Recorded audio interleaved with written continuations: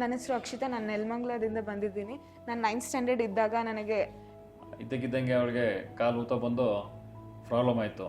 Problem ಆದ ತಕ್ಷಣ ನಾವು ಅಲ್ಲಿ ಲೋಕಲ್ ಕ್ಲಿನಿಕ್ ತೋರಿಸ್ತು. ಅವರು ಸ್ಕ್ಯಾನಿಂಗ್ ಆದಮೇಲೆ ಅದು ಕಿಡ್ನಿ ಏನೋ ತೊಂದರೆ ಇದೆ, ನೀವು ಡೈರೆಕ್ಟ್ ರಾಮಚಂದ್ರ ಡಾಕ್ಟರ್ ಮೀಟ್ ಮಾಡಿ ಅಂತೇಳಿ ಅಲ್ಲಿಗೆ ಬರ್ಕೊಟ್ರು.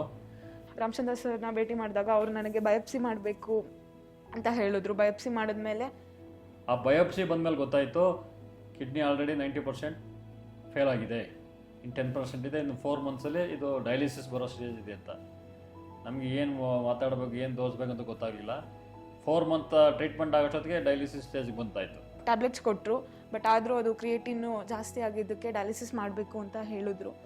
ಡಯಾಲಿಸಿಸ್ ಬಂದ ತಕ್ಷಣ ಅವ್ರು ಡಾಕ್ಟ್ರ್ ಹೇಳಿದ್ರು, ಇದು ಕಿಡ್ನಿ ಟ್ರಾನ್ಸ್ಪ್ಲಾಂಟ್ ಮಾಡಿಸ್ಬೇಕು, ನಿಮ್ಮ ರಿಲೇಷನಲ್ಲಿ ಯಾರಾಗಿದ್ದರೆ ಇಮಿಡಿಯೇಟಾಗಿ ಲೈವ್ ಇದು ಮಾಡ್ಸೋಣ ನೋಡಿ ಅಂದರು. ಬಟ್ ನಮ್ಮ ರಿಲೇಷನಲ್ಲಿ ನಮ್ಮದು ಇತ್ತು, ಬಟ್ ಗ್ರೂಪ್ ಬೇರೆ, ನಂದು ಗ್ರೂಪ್ ಅವ್ರ ಗ್ರೂಪ್ ಮ್ಯಾಚ್ ಆಗಿಲ್ಲ. ನಮ್ಮ ಮಿಸ್ಸಸ್ ಕೊಡಿಸಿ ಅಂತ ಅವ್ರು ಡಾಕ್ಟರ್ ಬಂದ. ನಾವು ಟೆಸ್ಟಿಂಗ್ ಇದೆಲ್ಲ ಮಾಡಿಸೋತ್ತಿಗೆ ನಮ್ಮ ಮಿಸ್ಸಸ್ ಪ್ರಾಬ್ಲಮ್ ಆಯಿತು. ಡಯಾಬಿಟಿಸ್ ಶುಗರ್ ಕಾಯಿ ಇರೋದ್ರಿಂದ ಅವ್ರಿಗೆ ಕಿಡ್ನಿ ತಗೊಳಲ್ಲ ಅಂತ ಹೇಳಿದ್ರು. ಅದಾದಮೇಲೆ ಕೆಡವರಿಗೆ ರಿಜಿಸ್ಟರ್ ಮಾಡಿಸ್ತು 4 years ಬ್ಯಾಕು. 5 yearsಯಿಂದ ಡಯಾಲಿಸಿಸ್ ಮಾಡಿಸ್ತಾ ಇದ್ದೀನಿ. 2019 2024 ಜನವರಿವರೆಗೂ 5 years ವೆಯ್ಟ್ ಮಾಡಿದೆ ಇದೇ ಹಾಸ್ಪಿಟ್ಲ್, ಬೇರೆ ಯಾವುದೇ ಹಾಸ್ಪಿಟ್ಲಿಗೆ ಹೋಗಿಲ್ಲ. ಅದು ತುಂಬ ಪ್ರಾಬ್ಲಮ್ ಆಗಿ ನಾವು 5 ವರ್ಷದಿಂದ ಡಯಾಲಿಸಿಸ್ ಆದಮೇಲೆ ಮೊನ್ನೆ ಒಂದು 3 months ಬ್ಯಾಕ್ ಹಾಸ್ಪಿಟ್ಲಿಂದ ಕಾಲ್ ಬಂತು, ಈ ಥರ ಒಂದು ಕೆಡವರ್ ಕಿಡ್ನಿ ಬಂದಿದೆ ಬನ್ನಿ ಅಂತ. ಬಂದ ನೈಟು ಎಲ್ಲ ಮ್ಯಾಚಿಂಗ್, ಬ್ಲಡ್ ಮ್ಯಾಚಿಂಗು ಮತ್ತು ಎಲ್ಲ ಎಕ್ಸಾಮಿನೇಷನ್ ಮಾಡಿ ಕಿಡ್ನಿ ಪರ್ಫೆಕ್ಟ್ ಆಗಿದೆ ಮ್ಯಾಚಿಂಗ್ ಅಂತ ಹೇಳಿ ಅಡ್ಮಿಷನ್ ಮಾಡ್ಕೊಂಡ್ರು.